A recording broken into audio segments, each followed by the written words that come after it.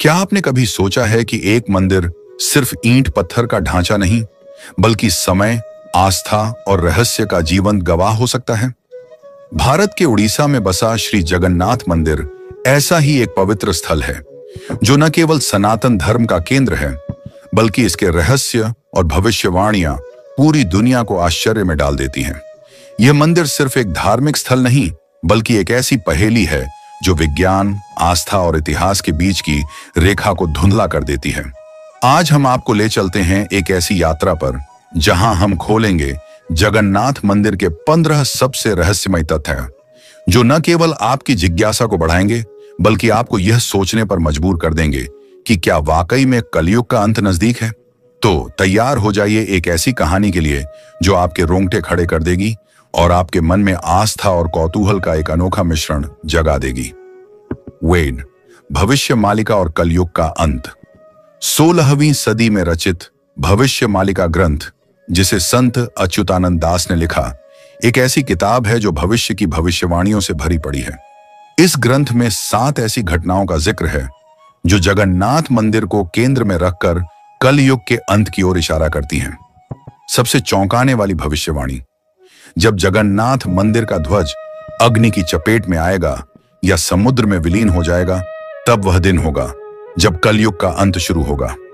19 मार्च 2020 को पापनाशक एकादशी के दिन मंदिर के शिखर पर लगा ध्वज तेज हवाओं के कारण एक दीपक से टकराया और उसमें आग लग गई। क्या यह महज एक संयोग था या वाकई में भविष्यवाणी का पहला संकेत? इसके बाद मई 2019 में चक्रवात फानी ने मंदिर परिसर में 500 साल पुराने पवित्र कल्प वृक्ष को उखाड़ दिया। यह वृक्ष, जिसे सनातन धर्म में पूजनीय माना जाता है, इसके गिरने को भी भविष्यवाणी से जोड़ा गया। और फिर 14 अप्रैल 2025 को एक और घटना ने दुनिया को हिलाकर रख दिया। एक विशाल चील ने मंदिर के शिखर से ध्वज को अपने पंजों में दबाकर उड़ा लिया। क्या ये सारी घटनाएं संकेत दे रही हैं कि समय बदल रहा है? दूसरा, ध्वज का रहस्य। हवा के विपरीत लहराना। जगन्नाथ मंदिर के शिखर पर लहराता ध्वज अपने आप में एक चमत्कार है। चाहे हवा किसी भी दिशा में बहे, यह ध्वज हमेशा उल्टी दिशा में लहराता है। वैज्ञानिक इस रहस्य को आज तक पूरी तरह समझ नहीं पाए। पौराणिक कथाओं के अनुसार जब भगवान जगन्नाथ और माता लक्ष्मी विश्राम कर रहे थे, तब समुद्र की लहरों की आवाज उनके लिए बाधा बन रही थी। हनुमान जी ने अपनी शक्ति से एक वायु चक्र बनाया, जिसने समुद्र की आवाज को मंदिर तक पहुंचने से रोका। यही वायु चक्र ध्वज को उल्टी दिशा में लहराने का कारण माना जाता है। लेकिन यह सिर्फ शुरुआत है। हर दिन 213 फीट की ऊंचाई पर बिना किसी सुरक्षा उपकरण के पुजारी इस ध्वज को बदलते हैं। यह परंपरा 800 सालों से चली आ रही है। मान्यता है कि अगर एक दिन भी यह ध्वज नहीं बदला गया तो मंदिर 18 साल तक बंद हो सकता है। क्या यह सिर्फ आस्था है या इसके पीछे कोई गहरा रहस्य छिपा है? तीसरी सीढ़ी, यमराज का निवास। जगन्नाथ मंदिर के गर्भगृह तक पहुंचने के लिए 22 सीढ़ियां चढ़नी पड़ती हैं, जिन्हें 22 पांचा कहा जाता है। लेकिन इनमें से तीसरी सीढ़ी, जिसे यमशिला कहते हैं, सबसे रहस्यमयी है। पुराणों के अनुसार भगवान जगन्नाथ के दर्शन से भक्तों के सारे पाप नष्ट हो जाते हैं और उन्हें मोक्ष मिलता है। यह देख यमराज चिंतित हो गए कि अब कोई यमलोक आएगा ही नहीं। तब भगवान ने यमराज को तीसरी सीढ़ी पर स्थान दिया और कहा, जो भी भक्त इस सीढ़ी पर पैर रखेगा, उसके पुण्य नष्ट हो जाएंगे और उसे यमलोक जाना पड़ेगा। आज भी भक्त इस काले रंग की सीढ़ी पर पैर रखने से बचते हैं। क्या यह सिर्फ एक मान्यता है या वाकई में यमराज की शक्ति इस सीढ़ी में बसती है? चौथा, हनुमान जी को क्यों बांधा गया? पौराणिक कथा के अनुसार जब भगवान जगन्नाथ पुरी में विराजे, तो समुद्र बार बार मंदिर में प्रवेश करने की कोशिश करता था, जिससे भक्तों को परेशानी होने लगी। भगवान ने हनुमान जी को समुद्र को नियंत्रित करने का आदेश दिया। हनुमान जी ने समुद्र को बांध दिया, जिसके बाद वह शांत हो गया। लेकिन समुद्र ने चालाकी दिखाई और हनुमान जी की भक्ति को ललकारा। तुम प्रभु के भक्त हो, फिर भी उनके दर्शन नहीं करते? हनुमान जी दर्शन के लिए मंदिर की ओर बढ़े, लेकिन समुद्र भी उनके पीछे पीछे चला। इससे मंदिर को नुकसान होने लगा। तब भगवान जगन्नाथ ने हनुमान जी को स्वर्ण बेड़ियों से बांध दिया, ताकि समुद्र मंदिर से दूर रहे। आज भी पुरी में समुद्र तट के पास बेदी हनुमान मंदिर है, जहां यह माना जाता है कि हनुमान जी को बांधा गया था। क्या यह कथा सिर्फ भक्ति की बात करती है या इसके पीछे कोई गहरा प्रतीक छिपा है? पांचवें मंदिर में प्रवेश पर रोक। इंदिरा गांधी से टैगोर तक जगन्नाथ मंदिर के नियम इतने सख्त हैं कि यहां किसी के रुतबे का कोई महत्व नहीं। मंदिर के मुख्य द्वार पर लिखा है, केवल हिंदुओं को प्रवेश की अनुमति। इतिहास में कई बड़े नामों को यहां प्रवेश से वंचित किया गया। इंदिरा गांधी, पूर्व प्रधानमंत्री को इसलिए प्रवेश नहीं मिला क्योंकि उनका विवाह पारसी फिरोज गांधी से हुआ था। मंदिर की परंपरा के अनुसार गैर हिंदू से विवाह करने वाला व्यक्ति शुद्ध सनातनी नहीं माना जाता। रविंद्रनाथ टैगोर, पिराली ब्राह्मण होने और ब्रह्म समाज से जुड़े होने के कारण उन्हें प्रवेश नहीं मिला। डॉक्टर भीमराव आंबेडकर दलित होने के कारण उन्हें मंदिर में प्रवेश से रोका गया। उन्होंने स्वयं कहा, मैं पूरी गया था लेकिन मेरी जाति के कारण भगवान के दर्शन नहीं कर सका। महात्मा गांधी, हरिजनों और गैर हिंदुओं के साथ मंदिर पहुंचने पर उन्हें भी प्रवेश नहीं मिला। गांधी जी ने कहा, जहां मेरे हरिजन भाइयों को प्रवेश नहीं, वहां मैं भी नहीं जाऊंगा। हालांकि कुछ अपवाद भी रहे। कबीर दास और गुरु नानक को स्वप्न में भगवान के आदेश के बाद विशेष अनुमति दी गई, लेकिन यह सख्त नियम आज भी बहस का विषय है। क्या यह परंपरा धर्म की रक्षा करती है या यह सामाजिक समावेशिता में बाधा है? छठा, 7 बर्तनों का महाप्रसाद। विज्ञान और आस्था का संगम जगन्नाथ मंदिर की रसोई दुनिया की सबसे बड़ी और रहस्यमयी रसोइयों में से एक है। यहाँ महाप्रसाद 7 मिट्टी के बर्तनों, अटकांट में एक के ऊपर एक रखकर लकड़ी की आग पर पकाया जाता है।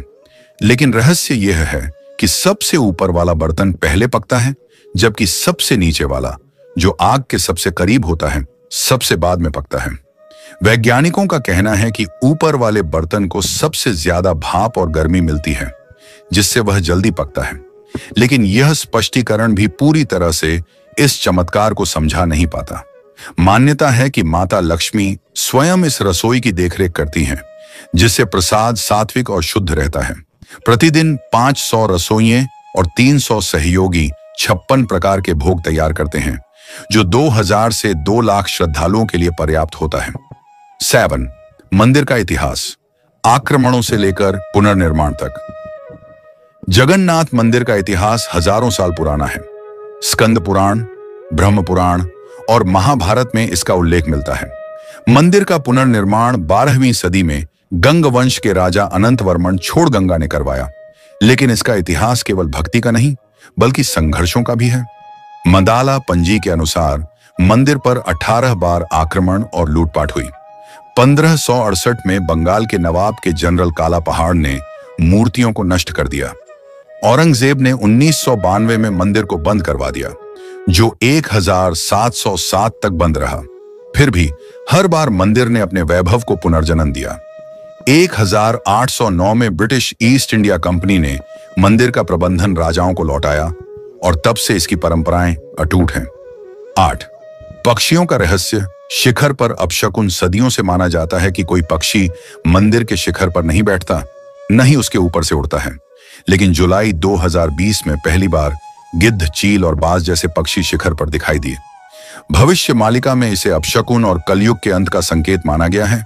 क्या यह प्रकृति का संदेश है या महज एक संयोग?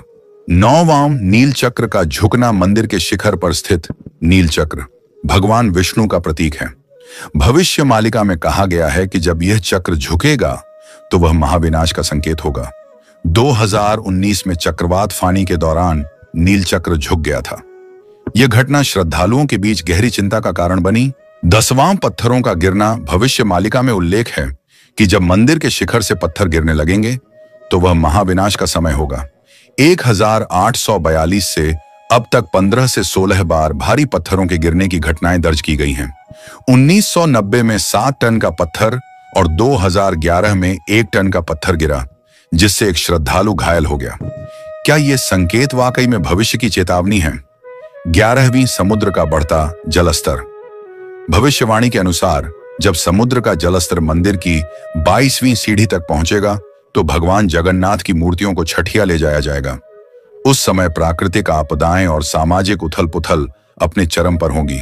क्या हम उस समय के करीब पहुंच रहे हैं? 12वां ब्रह्म पदार्थ। श्री कृष्ण का जीवित हृदय।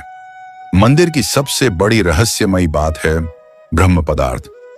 मान्यता है कि भगवान जगन्नाथ की मूर्ति में श्री कृष्ण का हृदय आज भी जीवित है। हर 12 साल में नवक्लेवर उत्सव के दौरान इस ब्रह्म पदार्थ को पुरानी मूर्ति से नई मूर्ति में स्थानांतरित किया जाता है। इस प्रक्रिया को गुप्त रखा जाता है और पुजारी की आंखों पर पट्टी बांध दी जाती है। क्या यह वाकई में कोई दिव्य शक्ति है? 13वीं अधूरी मूर्तियां। जगन्नाथ, बलभद्र और सुभद्रा की मूर्तियां अधूरी क्यों हैं? कथा के अनुसार विश्वकर्मा ने मूर्तियां बनाते समय शर्त रखी थी कि कोई उन्हें बीच में नहीं देखेगा, लेकिन राजा इंद्रद्युम्न की उत्सुकता के कारण मूर्तियां अधूरी रह गईं। फिर भी भगवान ने इन्हें स्वीकार किया। यह अधूरापन क्या प्रतीक है? हमारी अपूर्णता या भगवान की सर्वव्यापकता? 14वें मंदिर की वास्तुकला, जगन्नाथ मंदिर की वास्तुकला अपने आप में एक चमत्कार है। 213 फीट ऊंचा यह मंदिर 10वीं सदी की कोणार्क शैली में बना है। इसके 4 द्वार, सिंह द्वार, अश्व द्वार, व्याघ्र द्वार और हस्ति द्वार 4 दिशाओं को दर्शाते हैं। मंदिर का नील चक्र 11 फीट ऊंचा है और इसका वजन 2 टन है। यह अपने आप में एक इंजीनियरिंग चमत्कार है। 15वीं रथ यात्रा का रहस्य। हर साल होने वाली रथ यात्रा दुनिया भर में प्रसिद्ध है, लेकिन इसके पीछे भी एक रहस्य है। रथ यात्रा के दौरान भगवान जगन्नाथ अपने भाई बहन के साथ गुंडिचा मंदिर जाते हैं, जो उनकी मौसी का घर माना जाता है। लेकिन क्या आप जानते हैं कि रथ यात्रा के दौरान रथ कभी कभी अपने आप रुक जाता है और कोई इसे हिला नहीं पाता? इसे भगवान की इच्छा माना जाता है। अगर आपको यह कहानी पसंद आई तो कमेंट में जय जगन्नाथ लिखें और इसे हर सनातनी भाई बहन तक शेयर करें। आपका एक शेयर हमारी सनातन संस्कृति की आवाज को और मजबूत बनाएगा। अगले भाग में हम बात करेंगे रथ यात्रा के उन रहस्यों की जो बहुत कम लोग जानते हैं। तब तक के लिए जय श्री कृष्णा।